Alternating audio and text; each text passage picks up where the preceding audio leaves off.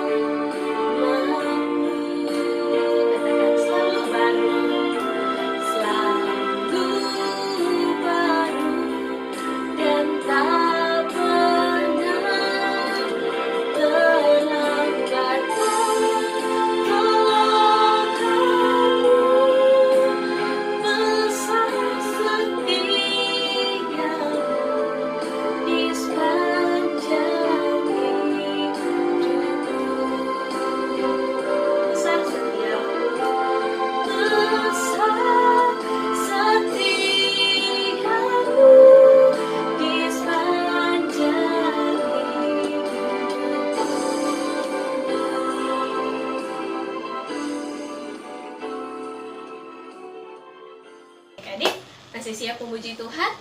Amin.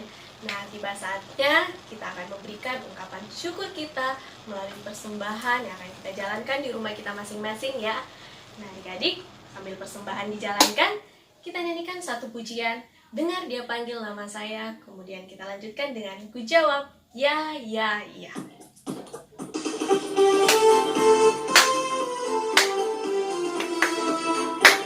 Mari adik-adik kita beri dengan sukacita. Dengar dia panggil nama saya, dengar dia panggil namamu, dengar dia panggil nama saya, juga dia panggil namamu. Ku jawab ya, ya, ya. Ku jawab ya, ya, ya. Ku jawab ya Tuhan, ku jawab ya Tuhan, ku jawab ya, ya, ya. Sekali lagi adik-adik kita ulangi pujian ini.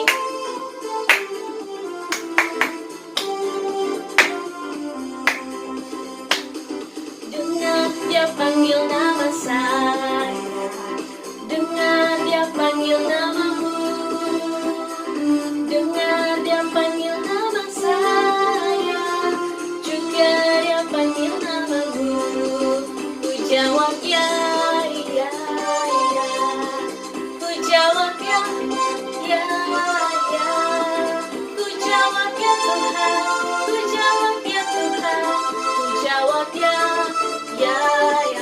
Katakan oh diranglah, oh diranglah, haleluya, oh diranglah, puji Tuhan, Yesus Allah cinta pada saya, oh diranglah. Sekali lagi, oh diranglah, haleluya, oh diranglah, puji Tuhan, Yesus Allah cinta pada saya, oh diranglah. Nah, adik-adik, tiba saatnya kita akan diisi oleh kebenaran firman Tuhan. Mari kita siapkan hati kita siapkan pikiran kita untuk diisi oleh kebenaran firman Tuhan. Sebentar, cerita firman Tuhan akan disampaikan oleh Kakak Ika. Sebelum kita mendengarkan cerita firman Tuhan, kita nyanyikan satu pujian yang mengatakan bagaikan bejana.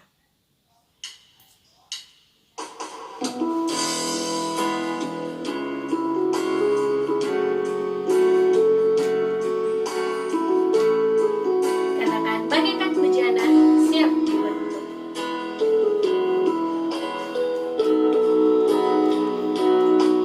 Bagaikan bejana, siap dibentuk. Demikian hidup di tanganmu. Dengan urapan kuasa rohmu, ku dibaharui selalu. Katakan jadikan ku Allah, jadikan ku Allah dalam rumahmu. Bila hidupku di tanganmu, untuklah seluruh kehendakmu. Pakailah sesuai rencanamu. Katakan ku mau seperti Yesus, ku mau seperti-Mu Yesus, disempurnakan selalu dalam setiap jalanku, memuliakan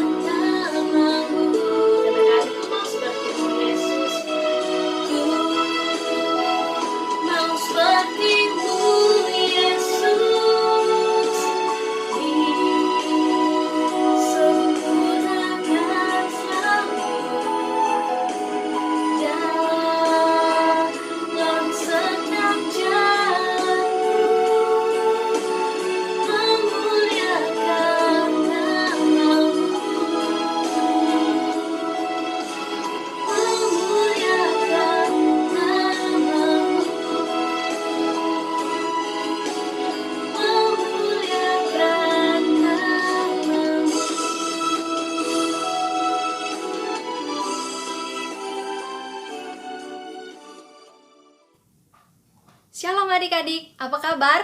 Dahsyat, dahsyat, luar biasa, yes, yes, yes. Puji Tuhan, kita berterima kasih untuk Kakak Novi yang sudah memimpin kita dalam pujian hari ini. Dan tiba saatnya kita mau mendengarkan cerita firman Tuhan. Mari adik-adik yang ada di rumah, lipat tangan, tutup mata, dan kita berdoa. Tuhan Yesus, kami bersyukur pada hari ini, karena Tuhan Yesus baik bagi kami. Tuhan tolong kami, saat ini kami mau mendengarkan cerita firman-Mu. Berkati adik-adik sekolah minggu yang ada di rumah, Tuhan berkati mereka sehingga mereka boleh membaca, mendengarkan, dan melakukan firman-Mu dalam kehidupan mereka masing-masing. Saat ini Tuhan, kami siap untuk mendengarkan firman-Mu. Tuhan Yesus memberkati kami, membuka hati kami, membuka pikiran kami, sehingga kami boleh mengerti, memahami akan firman-Mu. Di dalam nama Tuhan Yesus kami sudah berdoa. Amin. Nah, adik-adik, siap mendengarkan cerita firman Tuhan? Nah, hari ini kita mau mendengarkan cerita firman Tuhan lewat video. Selamat menyaksikan. Sesudah perpisahan yang berat itu, bertolaklah kami dan langsung berlayar menuju Kos. Keesokan harinya, sampailah kami di Rodos, dan dari situ kami ke Patara. Di Patara, kami mendapat kapal yang hendak menyeberang ke Fenisia. Kami naik kapal itu lalu bertolak. Kemudian tampak Siprus di sebelah kiri, tetapi kami melewatinya dan menuju ke Syria. Akhirnya, tibalah kami di Tirus, sebab muatan kapal harus dibongkar di kota itu. Di situ kami mengunjungi murid-murid dan tinggal di situ 7 hari lamanya. Oleh bisikan roh, murid-murid itu menasihati Paulus supaya ia jangan pergi ke Yerusalem. Tetapi, setelah lewat waktunya, kami berangkat meneruskan perjalanan kami. Murid-murid semua dengan istri dan anak-anak mereka mengantar kami sampai ke luar kota. Dan di tepi pantai kami berlutut dan berdoa. Sesudah minta diri, kami naik ke kapal dan mereka pulang ke rumah.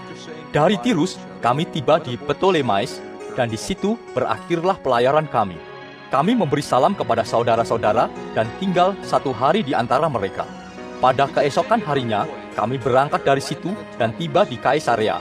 Kami masuk ke rumah Filipus, pemberita Injil itu, yaitu satu dari ke-7 orang yang dipilih di Yerusalem, dan kami tinggal di rumahnya. Filipus mempunyai 4 anak darah yang beroleh karunia untuk bernubuat. Setelah beberapa hari kami tinggal di situ, datanglah dari Yudea seorang nabi bernama Agabus. Ia datang pada kami, lalu mengambil ikat pinggang Paulus.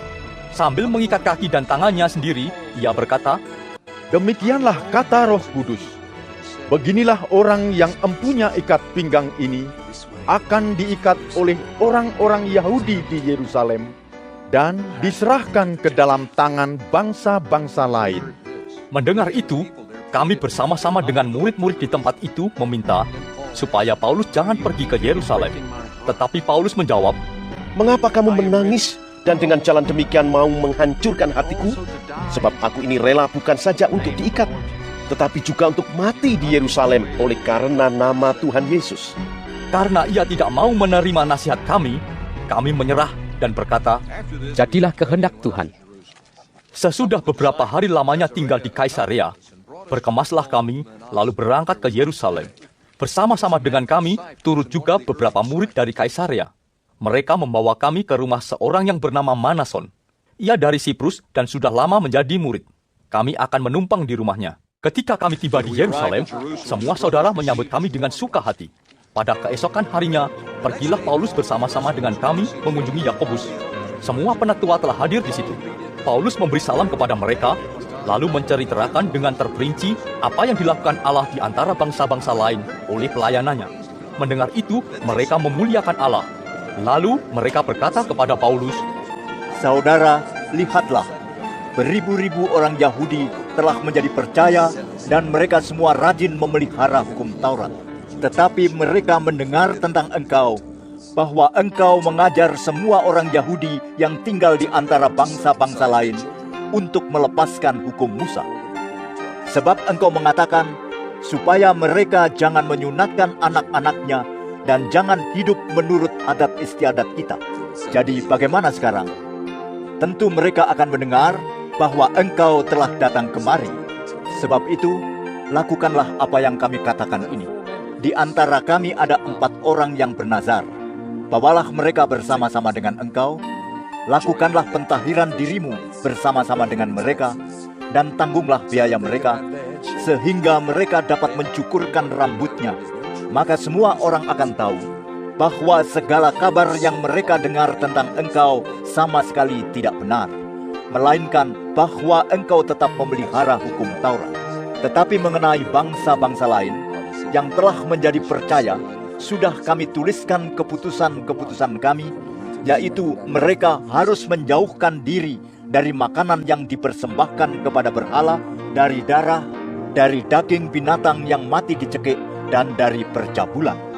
Pada hari berikutnya, Paulus membawa orang-orang itu serta dengan dia, dan ia mentahirkan diri bersama-sama dengan mereka, lalu masuk ke bait Allah untuk memberitahukan bila mana pentahiran akan selesai dan persembahan akan dipersembahkan untuk mereka masing-masing. Ketika masa 7 hari itu sudah hampir berakhir, orang-orang Yahudi yang datang dari Asia melihat Paulus di dalam bait Allah. Lalu mereka menghasut rakyat dan menangkap dia sambil berteriak, "Hai orang-orang Israel, tolong! Inilah orang yang di mana-mana mengajar semua orang untuk menentang bangsa kita dan menentang hukum Taurat dan tempat ini. Dan sekarang ia membawa orang-orang Yunani pula ke dalam bait Allah dan menajiskan tempat suci ini." sebab mereka telah melihat Trofimus dari Efesus sebelumnya bersama-sama dengan Paulus di kota, dan mereka menyangka bahwa Paulus telah membawa dia ke dalam bait Allah.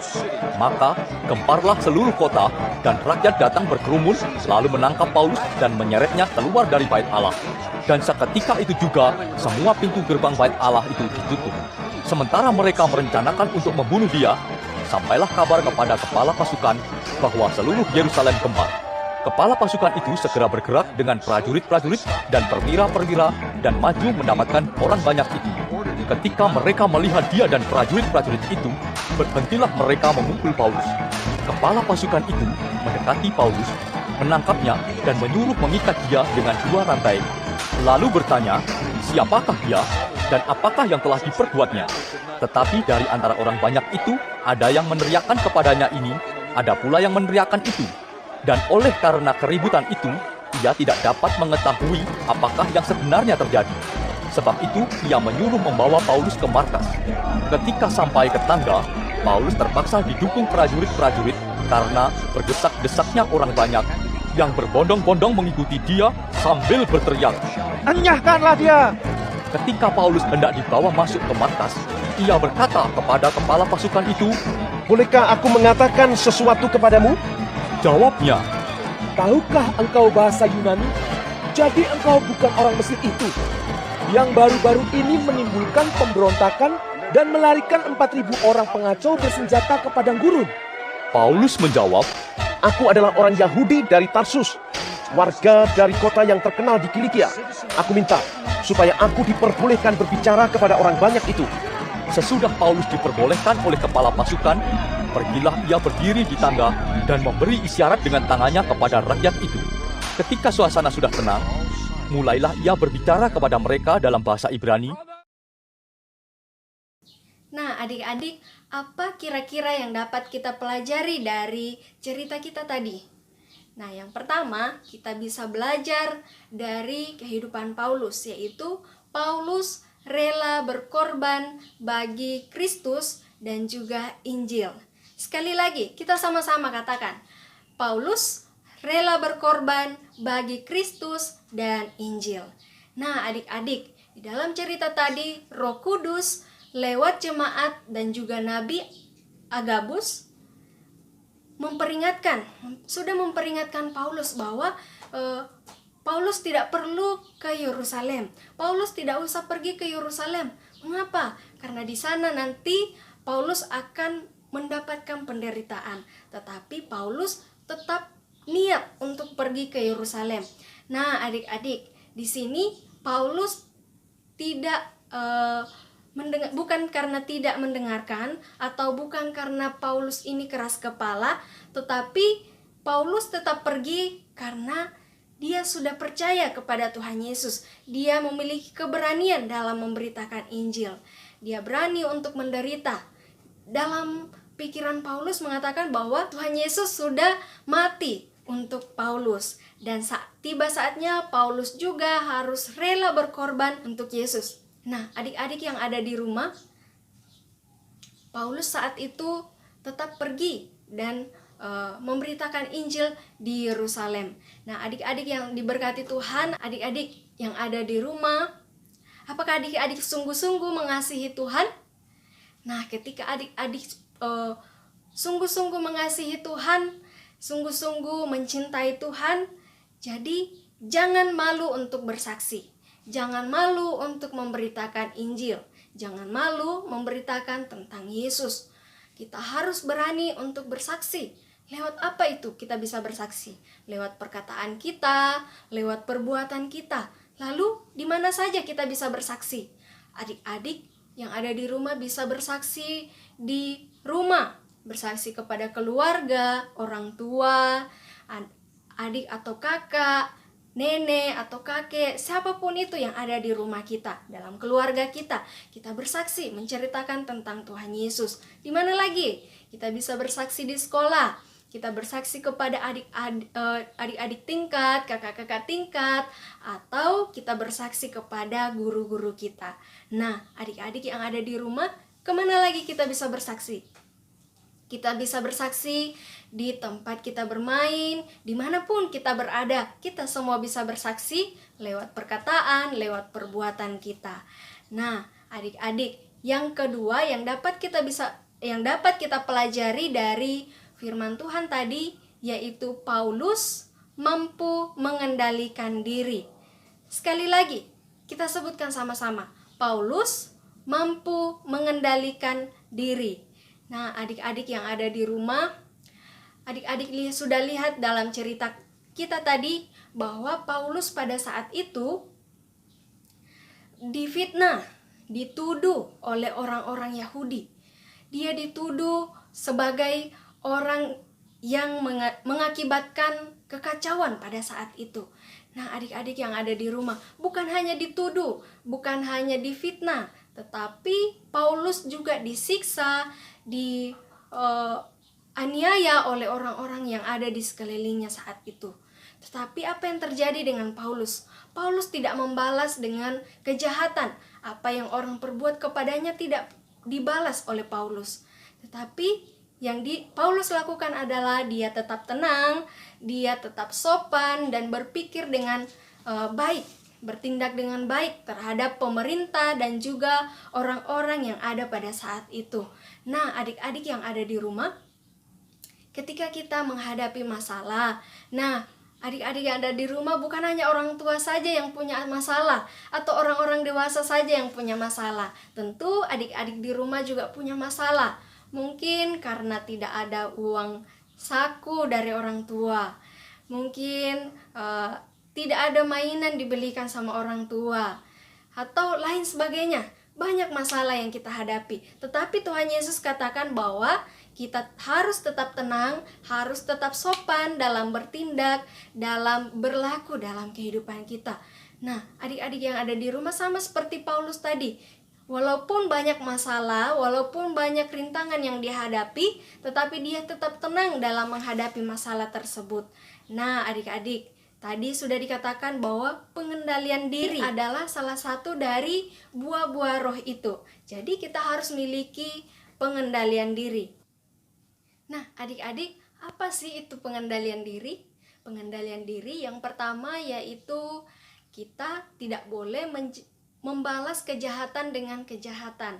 Nah, ini yang sering kali terjadi dalam hidup adik-adik dan juga hidup semua orang. Kadang kita membalas kejahatan dengan kejahatan. Mungkin adik-adik dalam bermain ada teman-teman yang menghina adik-adik, menuduh adik-adik, atau segala macam. Tetapi firman Tuhan mengajarkan kita untuk tidak membalas kejahatan dengan kejahatan. Walaupun orang berbuat jahat terhadap kita, kita harus tetap membalasnya dengan kebaikan. Karena itu adalah ajaran Tuhan Yesus. Nah, yang kedua, bagaimana kita mengendalikan diri? Yaitu tetap tenang dalam menghadapi masalah. Nah, adik-adik, seperti yang kakak tadi bilang bahwa adik-adik juga punya masalah. Mungkin adik-adik tidak dapat uang belanja dari orang tua, tidak dapat mainan dari orang tua, atau segala macam. Bahkan adik-adik mungkin marah-marah kepada orang tua karena tidak dikasih uang belanja, tidak dikasih mainan.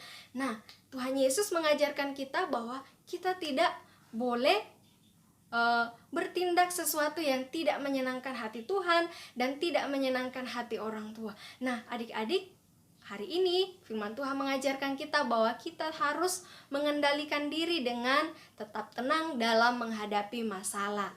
Nah, adik-adik, yang ketiga, pengendalian diri itu adalah menjaga pikiran, perkataan, dan juga perbuatan, agar perbuatan kita, pikiran kita, perkataan kita tidak menjadi batu sandungan bagi orang lain. Apa itu batu sandungan? Yaitu membuat orang lain berdosa, membuat orang lain jatuh dalam dosa karena perbuatan kita, karena perkataan kita.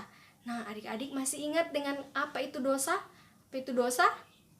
Yaitu segala sesuatu yang kita pikirkan, kita katakan, dan kita lakukan yang tidak menyenangkan hati Tuhan, itu adalah dosa. Jadi adik-adik, ketika kita berpikir, ketika kita berkata, ketika kita berbuatlah sesuai dengan firman Tuhan. Nah, adik-adik, hari ini sekian firman Tuhan yang boleh kakak bagikan kepada adik-adik.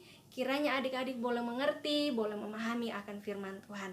Mari semua lipat tangan, tutup mata, dan kita berdoa.